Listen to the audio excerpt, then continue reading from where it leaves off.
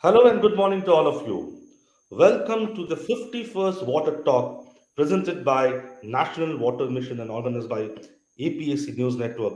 We welcome you all at this edition, and what better day than to celebrate the 51st Water Talk on World Water Day with the theme of Water for Peace. And for this special session, we are joined by none other than Archana Verma, IAS, Mission Director, National Water Mission, Minister of Jal Shakti, Government of India. We welcome you, ma'am. And we are also joined by the keynote speaker for this session, Mr. Arun Bhakta Sreshta, Strategic Group Lead, International Center for Integrated Mountain Development, ICIMOD. So, without taking much time, I request Archana Vermaji to kindly give an opening remark. Over to you, ma'am. Thank you, Savik. At the outset, let me wish our viewers greetings on the World Water Day with the very appropriate theme of leveraging water for peace. Because water, if it is unavailable and if it is a scarce commodity, it there is an apprehension that it would disrupt global peace and also peace within the country. Because water is the need it's a basic human need. It is not only essential in agriculture, industry, or drinking. Our body is made up of water. And so, clean water is an essential human need, and therefore, it is the pledge of the government to ensure that clean water, reaches everybody. And today, though, we have a different topic, which is on the Himalayas and the climate change and risk scenario in Himalayas. We must take some time to pause and reflect on how must we save water. As per data, in India by 2050, the demand for water would be around 250, uh, 1150 BCM, while the freshwater availability is only 1126 BCM. So, unless we address not only the supply side, but also the demand side management, which we always say that 5 hours for water are required: reduce, reuse, recharge, and respect water. So these 5 hours are very essential for saving, for conservation, for addressing the demand side management, because as you all know, water is not an infinite source. And that brings us to a region which is the topic of the day, which is a very ecologically fragile region, the Himalayas. And it is in this region that we are seeing the impact of climate change very much. And in terms of, the way global temperature rising by 1.8 degree centigrade from 1901 to 2020, sea level rise. We are seeing the glaciers shrinking in the Himalayas, and it is these extreme weather events we are seeing is causing a big impact on our lives. Flooding is an increasing issue as our climate is changing. Compared to the beginning of the 20th century, drought is also becoming more common. Rising temperatures are impacting the melting of glaciers. And as we all know that the Himalayan region's higher altitude ecosystem are amongst the most vulnerable regions to climate change in terms of abnormal floods, droughts, landslides, biodiversity loss, and food insecurity. And Himalayas are warming at a rate much higher than the global average, zero point 0.6 degrees Celsius per decade in Nepal, for instance, versus the global average of 0.74 Celsius over the last century. In view of this, the government of India stands committed and has always emphasized that climate change is a global collective action and requires international cooperation for its solution. We are a signatory to the United Nations Framework Convention on Climate Change and its Kyoto Protocol and Paris Agreement. And even though we are not one of the major contributors of climate change, we are part of the solution.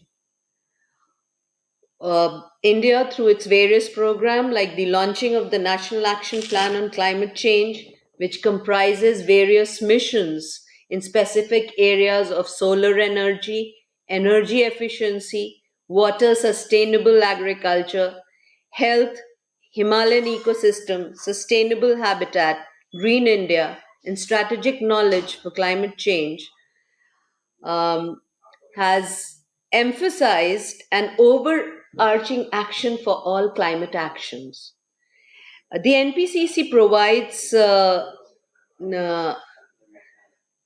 under the NPCC, under the NWM, we have prepared State Action Plan on Climate Change in line with NPCC, taking into account the state specific issues relating to climate change.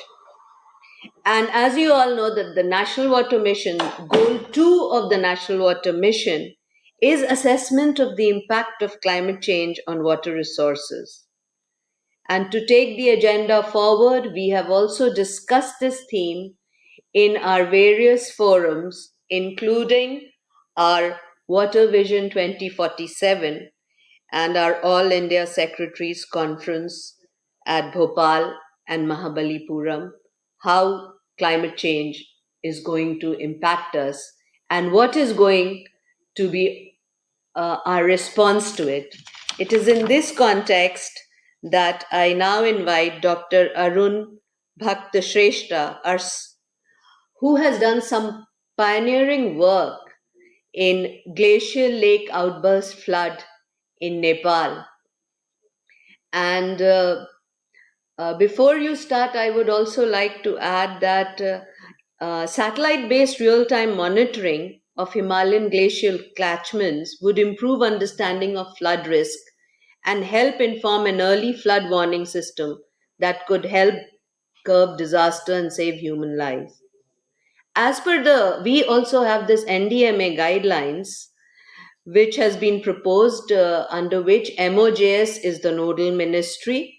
And presently, the Central Water Commission is monitoring 477 glacials and water bodies above 50 hectare size in Indian Himalayan region. And a Center for Cryosphere and Climate Change under uh, Climate Hydrology Division of NIH Roorkee has also been established.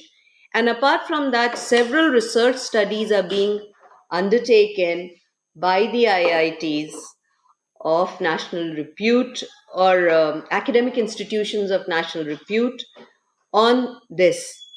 So, with that, over to you, Dr. Arun, so that we get your wisdom on what we can do to mitigate the impact of climate change.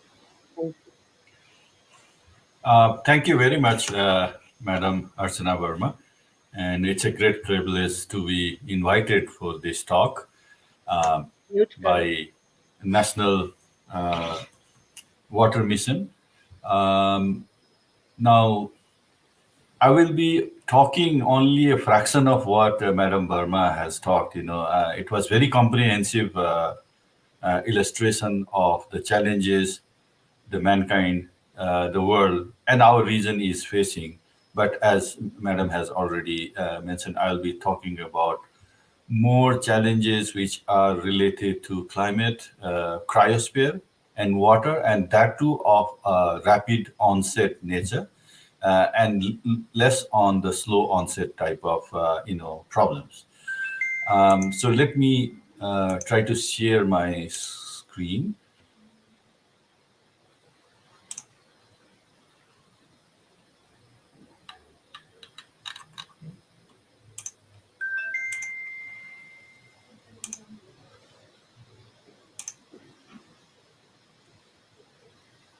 And let me know if my screen is visible to you. Yeah. Okay. Thank you very much.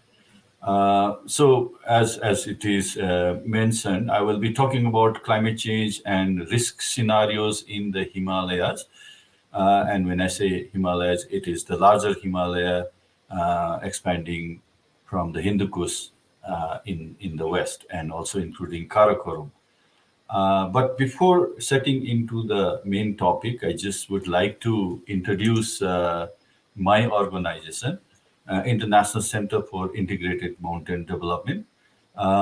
We are an intergovernmental organization, and we are governed by 8 member countries. The member countries are shown in. Let me get my pointer. Yeah.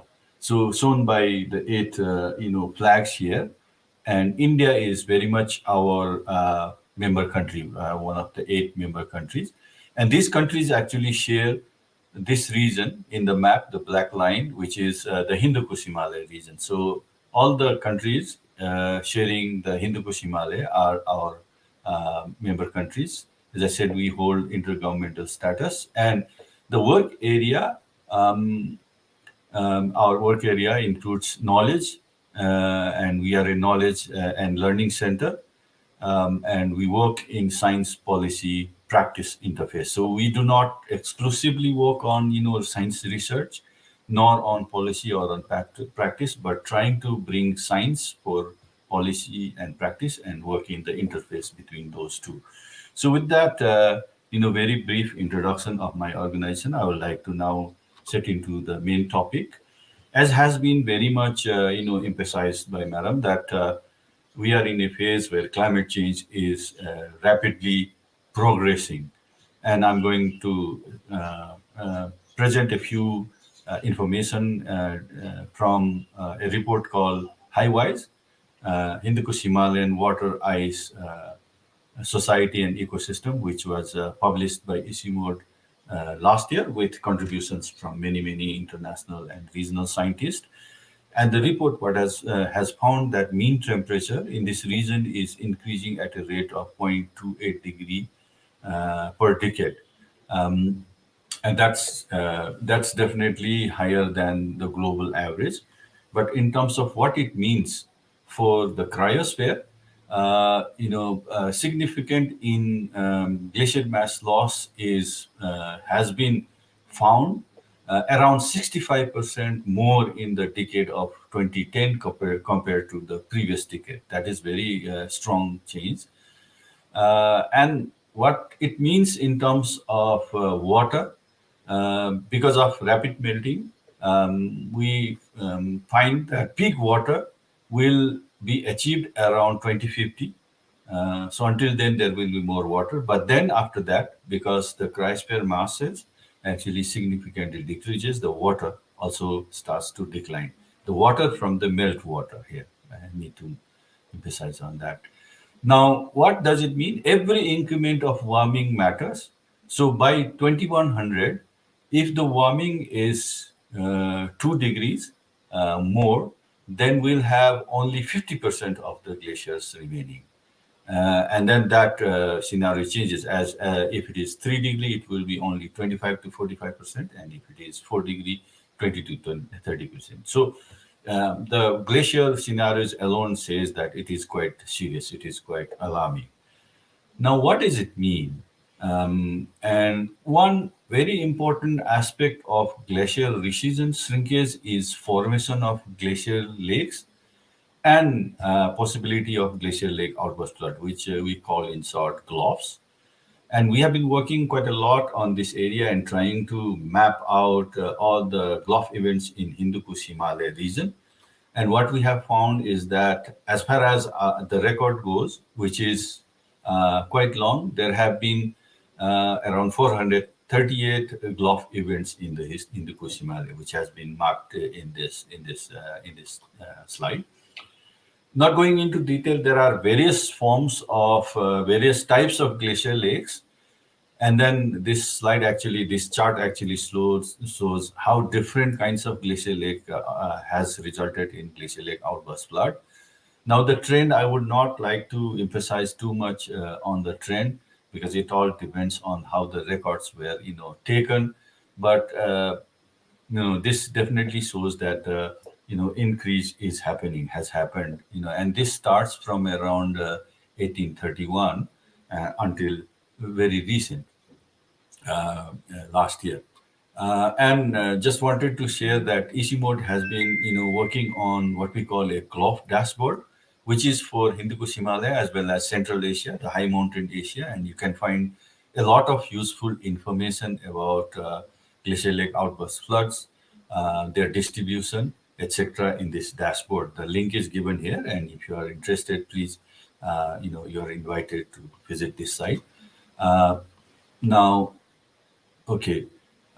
So with that, I would like to share a few examples of glacial lake outburst flood in the Hindu Kush Himalayan region. And in this slide, I have presented two examples. One is a Votikoshi glacial lake outburst flood event of 2016, which was a transboundary, Gulf event between China, Tibet, and Nepal, and some of the impacts of those of this glove is shown in the chart. But I would like to here focus more on the Sikkim event, and I'll come back to the Vortekoshi slightly later on. And I think the audience here knows far more better than I do about what it was and what kind of impact it created. What is very significant is that it impacted infrastructure quite significantly, and most importantly, a big hydropower, a 1,200 megawatt hydropower dam was significantly damaged by this flood. Some animations are shown in this slide, right? So that shows, okay, the hazard is increasing, but since the exposure is increasing, right? Settlements, infrastructures like road, and hydropowers are increasing in headwater region, the risk scenario is actually quite significantly increasing in our region. Now, when we look into the future, again, this is coming from the HiWise report, is that the projection for dangerous glacial lake increase is quite significantly. A threefold increasing GLOF risk is projected by the end of 21st century. So the hazard is increasing, but then also exposure increasing. So in totality, the risk scenario is likely to very significantly increase in our region. Uh, Again, giving you some examples. Again, this is from Chamoli, Uttarakhand, February 2021. Again, I'm sure many of the audience are very well versed with this. Just wanted to highlight that it's quite interesting phenomena which happened, which was actually because of a large mass collapse in this area called Ronti Peak, which actually created that huge flood. And of course, the main driver, the main cause of this event is quite interesting, but also the impact in the downstream is also very, very significant from the perspective of infrastructure damage, and then several hydropower, some under construction and some completed, were severely damaged by this flood. I would like to draw an analogy to another event a few years ago, 2012, SETI in Pokhara area in Nepal, very similar to what had happened in Chamoli. And again, here, this mass around this peak here, a huge mass collapsed. And again, similar to Chamoli, there was a big flood created by this event, right? So what I think, and this is something which we need to investigate more, is that there are strange things happening at very high altitude, and Chamoli and SETI events indicate that high altitude slope instability is becoming a major cause for disaster, and maybe permafrost uh, degradation could probably be is the cause of those two disasters, and those could happen more in the future because we know permafrost, which is a very less known component of cryosphere, is degrading rapidly and could cause slope instability type of hazards in the future. But this is an area where we really need to put some effort. Apart from studying glaciers and snowfields, we also need to study permafrost. What we have also observed is that more and more the hazards are of cascading natures, which means there is one driver, there is one trigger, but then as the flood moves along the valley, there are cascading impacts. There are different kinds of hazards happening along the valley, and for that I'm just putting out this example of Melamchi in Nepal, which happened in 2021. And again, interestingly, it started from very high altitude, around 5,000 meter, where normally you do not have heavy rainfall. But our recent, events have shown that even at that altitude, liquid rainfall is happening more at very high magnitude liquid rainfall. When I say high magnitude, it was around 100 millimeter in 24 hours, which is abnormal. There was a snowpack, precedent snowpack, which actually melted, and then added by the liquid rainfall, there was a significant runoff, which actually flushed out a very small, which was not a dangerous glacial lake here, flushed out that lake, and that eroded very fragile mountainous periglacier kind of landscape.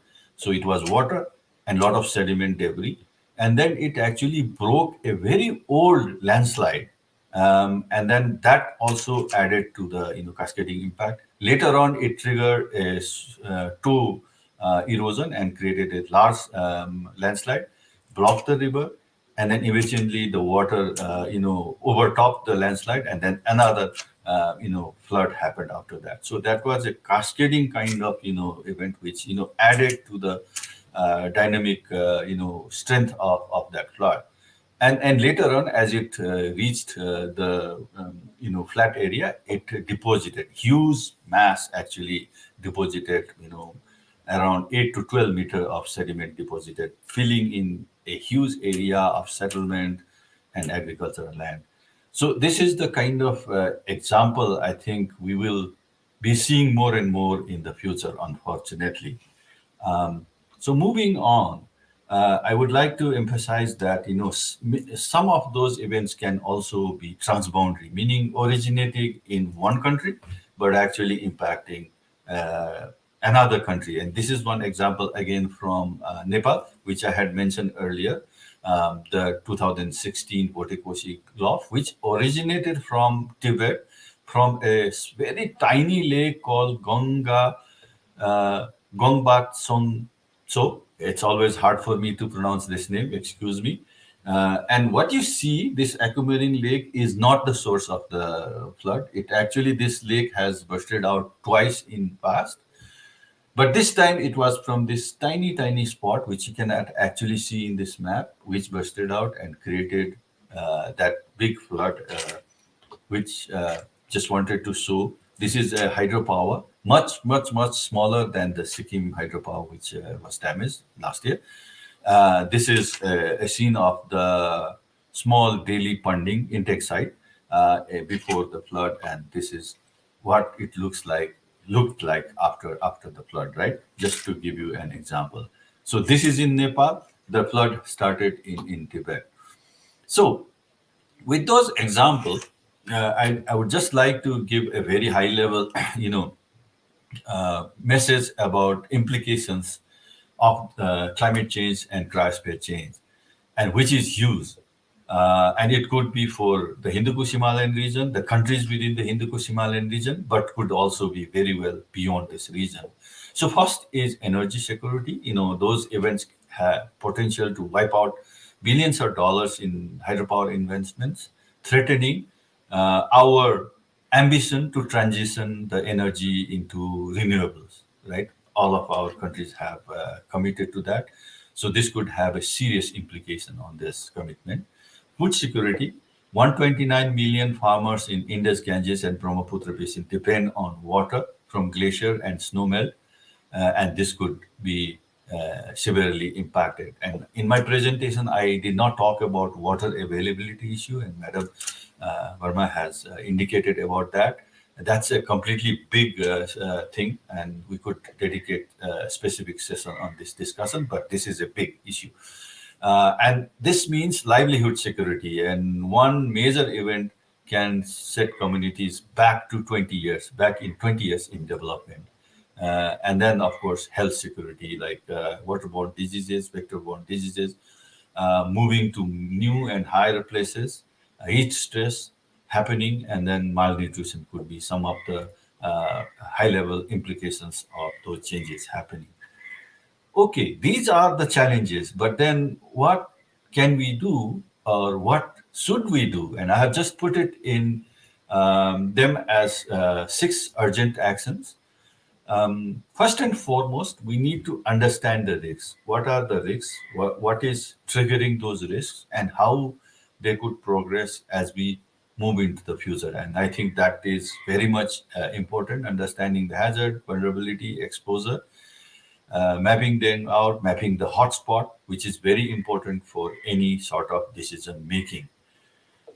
The second big area is flood risk management. I think that's very important. And when I say flood risk management, and we should think of a very holistic approach, of course, implementing early warning system is very important, but then there are many other options that can be implemented, floodplain zoning and nature-based solution. I think that was mentioned earlier also. There are many excellent, nature-based solutions that can help, but both in addressing too much water as well as too little water, and minimizing damage to communities and infrastructure. Just wanted to give you an example here.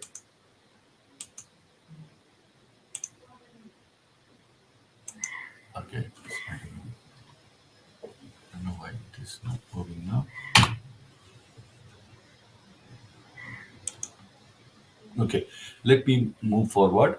The other is enhancing water availability. I think that's another topic because of water scarcity. We need to think of a very holistic approach for increasing water availability. Sometimes we always go jump into large reservoirs, which is also one of the options. But there are many other different kinds of local scale intervention. I think that can be done. Then I think I have amply talked about the risk to infrastructure. So we need to really think about climate resilient infrastructure. And we have been working on this sustainability framework, which looks at four major pillars of sustainability of infrastructure like hydropower, of course, technical and financial and social, but very much environmental sustainability, which also include climate sustainability. I think these are very much important. And for your information, we are right now working on something called climate resilient hydropower guideline, which will actually talk quite a lot about what are the options for making hydropower more resilient. Trans-boundary cooperation is a very important, as I have shown, a lot of those challenges are of transboundary nature. We are living in shared river basins, so every step in this actually we can think from transboundary perspective. So transboundary early warning system, transboundary scientific collaboration, etc., and also in water management, integrated approach, integrated river basin management could be very important. And then that's my last part actually. Integrated approach to river basin management is very important.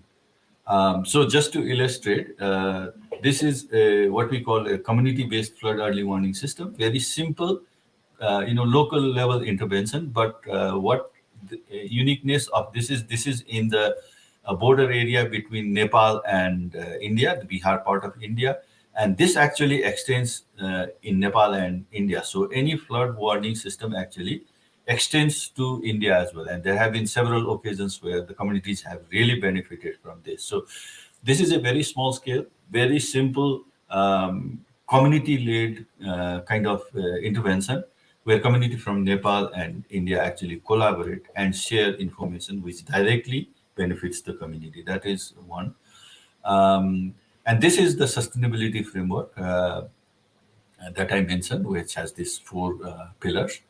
Um, and on transboundary, I just wanted to give you an example from past. These are two events. One is from 2000, quite old.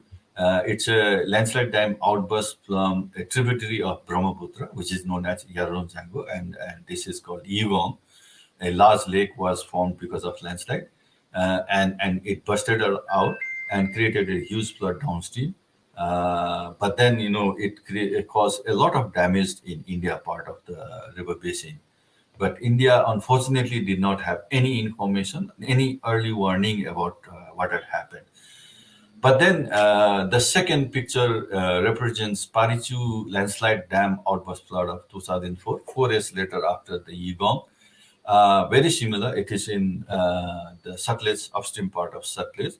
And here, actually, the Chinese authorities gave information about what had happened, and India could actually act on it. At least people, life of people were not, loss of life did not happen. So even that simple sort of sharing information has a lot of, benefit. Now, of course, we talk about transboundary cooperation, but this is very challenging, area. And what we say, this is because of this vicious circle of mistrust. And geopolitical sensitivity actually is very strong in our region, which inhibits collaboration. Even scientific collaboration is not happening at that transboundary level. So that actually lack of collaboration result to incomplete understanding of critical processes in the basin, which actually promotes a lot of misconception, myths, which actually provide positive feedback to geopolitical sensitivity, which actually then I term as vicious circle of mistrust. So really, we need to break it somewhere, and we think the most important link here in this chain is knowledge. We have to start from knowledge, right? And for that, Ishimod has been promoting a few semi-formal platforms for cooperation. One is Indus Basin, Upper Indus Basin Network, where four riparian countries meet regularly and discuss and try to bring in scientific knowledge. And the second one is in Koshi, through this Koshi DRR knowledge hub. This is more from a DRR angle, but three countries, China, Nepal, and India, come to table regularly and again discuss on different topics related to disaster in this river basin, which in turn, and it is a very long-term process, but actually this we believe will at some point result in more formal cooperation in the river basins. So this is basically what I wanted to present here. And as an institution or as an individual, I would be very happy to, Madam, you talked about different initiatives from government of India in these endeavors, whether it is monitoring, space-based monitoring or any other. And we'd be very happy to cooperate with the institutions you mentioned in furthering our understanding about the challenges, but also working on the solutions, which is very important. So I would like to, end with this place, which we call Save Our Snow. And here is the link where you can actually sign up in our, commitment to, limit the climate change and save the cryosphere. Thank you very much again for the opportunity, and I'll be happy to respond to any questions, queries if they are. Thank you very much. Thank you so much, Arun Bhakta Shrestha. It was an eye opener. It was scary, I must say, the kind of picture being presented through the presentation. I'm sure Archana Verma ma'am will be commenting on this presentation, but as you have said, that actions which need to be taken to counter this kind of problems, I think the 6 points which you have raised very important. Understanding the risk, flood risk management, water availability, climate resilient infrastructure, global collaboration, and integrated river basin management. I'm sure Rachana Verma ma'am will be in a better position. I think some of these 6 points are already part of Government of India's mission also when it comes to water as well. And ma'am always talks about community participation. Mrs. Krishna has also given an example of how Nepal and India, two communities have collaborated together in a very small way in terms of early warning system. So without taking much time, over to you, Archana Vermaji, for your input on this presentation. And then I think we have some questions which can be posted to Mr. Shrestha as well. Over to you, ma'am. Can we have the questions first and his replies, and then we end up with Yes, yes, yes, that yes, is ma'am. how we do slot in other sessions so that he gets the maximum time. Okay, ma'am. So, like some of the questions which I have, what is the first is that how are the climate change effects like abnormal floods, droughts, landslides, biodiversity loss, food insecurity, increasing the vulnerability of the Himalayas? Maybe Mr. Arun can shed some light on this question. Thank you. As I mentioned in the beginning, I touched on only a very small area of the big problem, right? And I think it would not do justice to the whole thing. But as the question indicates, the impact is quite broad. It's about what I would say. It's about extremes, right? So when we say extreme, it's about the dry extremes as well as wet extremes, and we talked about a little bit about wet extreme, the too much water phenomena.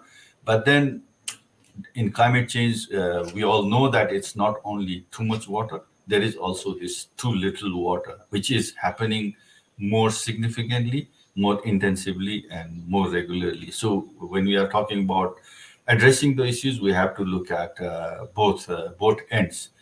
And there are certain scientific bases that both those extremes are increasing.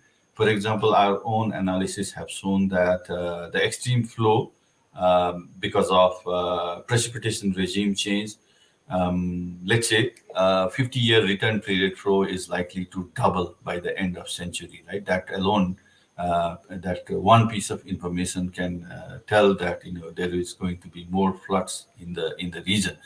So I think addressing those are very important. And as I said, now more and more cascading hazards, cascading risks are happening. So certain phenomena starts, triggers, but then it results in many different hazards and risks, right? So addressing those are more challenging. It needs multidisciplinary approach because there are multiple hazards involved. So multidisciplinary approach is needed, but also multi-stakeholder is needed. I think that is what I would like to see. And as the question poses, it is about floods, droughts, landslide, biodiversity loss, and as I said, also food security is a very important factor. And then, in those three river basin, a large number of people relying on the water for agriculture and having water stress would have a very critical impact on the society. Thank you. That's what I would like to limit to the first question. There's another question. I think this question is also linked to the first question, but I'll still ask you. It's about climate resilient pathways. Is the question is that what are the climate resilient pathways and nature-based solutions that would suggest which can reduce vulnerabilities in Himalaya region? Well, I think I touched on a little bit on this. Uh, First and foremost, we have to hit the root cause. We have to hit the heart of the matter, right? What is causing all the problem? I think there is no escape from that. And about the climate change, drivers of climate change, reducing the emission, carbon neutrality, etc., is something which we cannot avoid. How we can do that? Um, you know, uh, there are there are different options. Decarbonizing our energy sector is very important. I think that's something. But then again, uh, we have also talked about what are the challenges. In one hand, we are moving into transitioning the energy sector into less carbon intensive or carbon neutral. But then we are facing challenges because of climate change, like I have shown the impact on hydropower. So I think it is very important that we actually understand the risk and actually incorporate risk in our development effort. So that means climate resilient energy sector is very important. I think that is one big area that we need to work on. Now, those issues of too much and too little water is going to happen, right? And it is going to happen for several years to come, even with our action. Um, in that area. So, we really need to take action to reduce the impact. And there are many, many different options to do that. And here, the word nature-based solution, you have put yourself in the question, which is very, very promising in my understanding. And we really need to decipher this very simple word and nature-based solutions. And I think it actually can be very, very broad and very, very effective nature-based solution. For example, the community-based early warning system that I shared with you, I think it is a nature-based solution, and it is very, very effective nature-based solution. And we need to really come up with a compendium of nature-based solution that has been successfully implemented in our region. But then I would also like to add that not everything works everywhere, right? We really need to contextualize it, customize it for a local context. So I think that exercise needs to happen. But with all that, I think scaling is very important. Unless we scale, the effect will not be that significant. And when we talk about scaling, क्या बोलेंगे? investment we cannot forget. So we need really significant investment and all those things. So attracting investment is very important. So yeah, decarbonizing, adaptation, emphasizing on nature-based solution, for all that, investment. That's how I would like to summarize in response to this question. Like, right. Maybe I see a lot of questions, but you've already answered most of them. There's this India specific question, so for you. It's like in India, the Himalaya extends over 10 states, covering various districts. Now, the diversity and heterogeneity of this vast area would also have an impact on climate. While devising initiatives against this climate changes, how do you take care of this heterogeneous nature? If you can kindly answer to the question. Yes, thank you. Well, India is a huge country, and if we talk from west to east, it is completely different, right?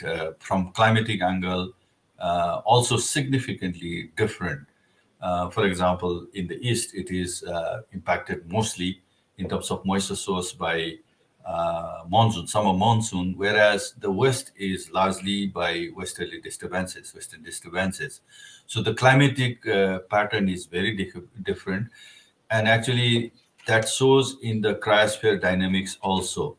Um, and just sticking to water issue, for example, we talk quite a lot about glacier melting and its potential impact on water availability. But what is very important to understand is how much the meltwater is actually contributing to the river basins, right? And here there is very significant difference between Indus, Ganges, and Brahmaputra. What we understand, our state of knowledge shows that in Ganges and Brahmaputra, at the large river basin scale, and I'm not talking about the very headwaters. Of course, in the headwater, meltwater is most significant. But as we move further downstream, the role of meltwater is less significant, and role of rainfall runoff and groundwater is more significant. So even with very significant glacial mass loss, the total water availability might not change. And I think it will not change uh, in a large river basin context. Whereas in the Indus, it is predominantly meltwater regime. And the glacier mass loss will actually have a significant impact on basin water availability. So, from that simple angle, also one can see that any response to water management is not going to be same in those three river basins. Particularly, the western and eastern river basins have to be dealt very, very differently. Another example I would like to talk about is those Gulf events, right? Eastern Himalaya and Western Himalaya have completely different, glacial lake types. In Eastern Himalaya, it is largely pro-glacial lakes. They are much bigger, and outbursts from them are less frequent, but very high impact. Right? They create high impact. Whereas if we move to Western Himalaya and Hindu Kush and Karakoram, there are more frequent outburst events, but these are more smaller outburst events. And some of those events are actually not from open water bodies, but from in-glacial water bodies, which can even not be detected from the space. So these are more frequent but smaller impact. So again, if we are talking about addressing the glacial lake outburst flood issues, uh, we cannot do the same thing in the west versus east.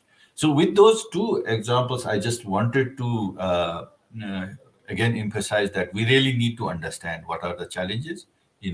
So the research is very important, and then with that, we really need to come up with solutions that actually work in the local context. Thank you. Thank you so much, Mr. Arun Bhakta Shrestha. With this, I think we had interesting questions and insightful answers by Mr. Shrestha as well. With this, I leave the session again to Archana Varmaji. Ma'am, your thoughts on the presentation and the Q&A session as well. Thank you so much. As usual, like in COP28, your presentation has been very illuminating and insightful. But the major takeaways that I feel is that there can be no one size fit all solution for the management of the economic fragility of the Himalayas.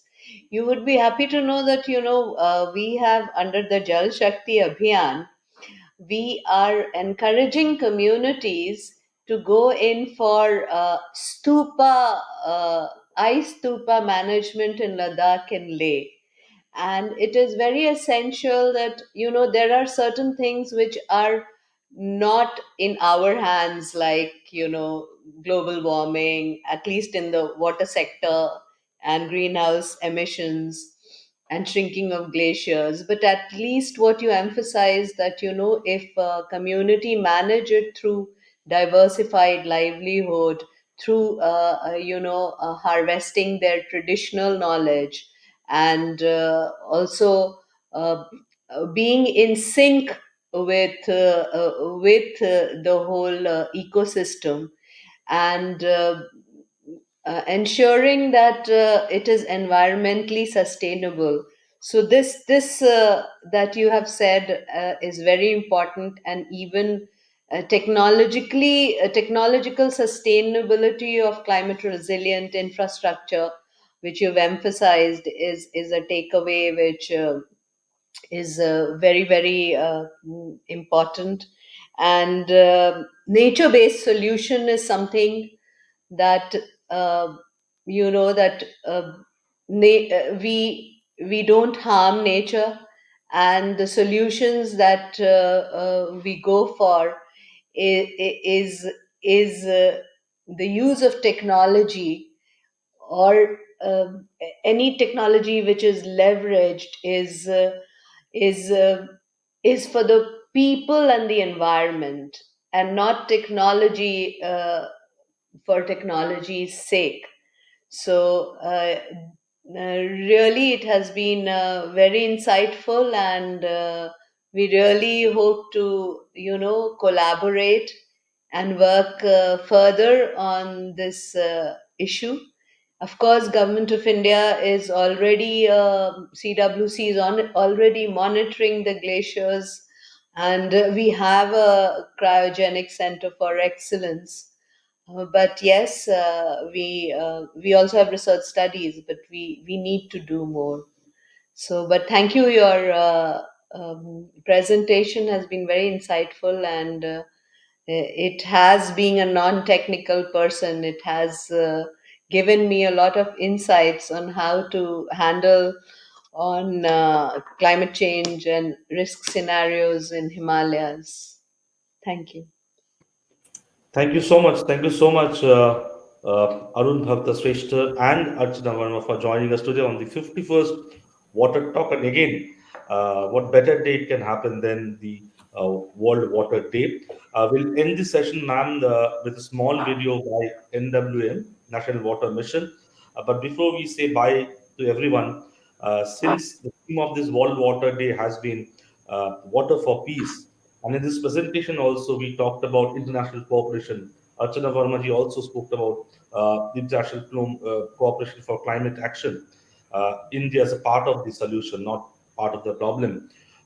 We can also think of water as taking out risk out of everything and actually enhancing participation within communities and countries, which can help in future water management as well. It can bring communities together and it can create harmony within countries and communities as well. With this, we end this session with a short video by National Water Mission. Thank you so Thank much, you all very of much. Thank you very much, sir, and Thank thank you you. very much, madam. Thank you. you. Please.